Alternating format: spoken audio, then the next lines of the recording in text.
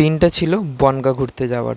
তো গ্যালারি ঘেঁটে দেখছি ভিডিওটা পড়েই আছে, মানে ভিডিওটা করা হয়েছে, এডিট করে আর পোস্ট করা হয়নি।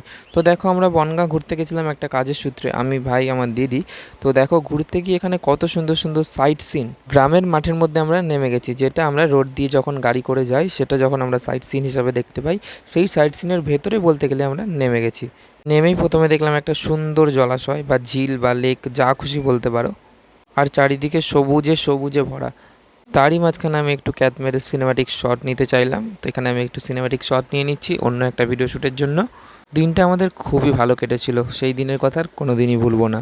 দেখো চারিদিকে সবুজ দেখলে কার না মন ভরে যায়। তারই মধ্যে এখানে একটা জিনিস আমি দেখতে পারি যে কেঁচো এই মাটিগুলোকে এরকম করেছে। তাহলে দেখো আমরা বইতে পড়েছি যে কেঁচো চাষ করার জন্য কতটা উপকারী, আর সেখানেই এটা লাইভ প্রুফ দেখিয়ে দিলাম।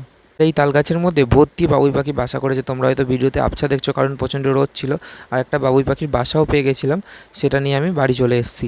আর বাবুই পাখির বাসাটা নিয়ে সামনে এগোতে গিয়ে দেখি যে একটা গাছ অনেকটাই নিচু, তার মধ্যে ভর্তি আম। তো আমগুলো আমি পেরেছি, সেটা পরের ভিডিওতে দেখাবো। এখানে প্রথমে চলে যাচ্ছিলাম, না পেরে আসার পথে আমি পেরেছি, সেটা আর ক্যাপচার করা হয়নি, সেটা আমি অন্য একটা ভিডিওতে দিয়ে দিয়েছি। ভিডিওটা ভালো লাগলে লাইক, কমেন্ট, শেয়ার, সাবস্ক্রাইব করে দেবে। আর তোমরা কোথা থেকে ভিডিওটা দেখছো সেটা কমেন্ট করে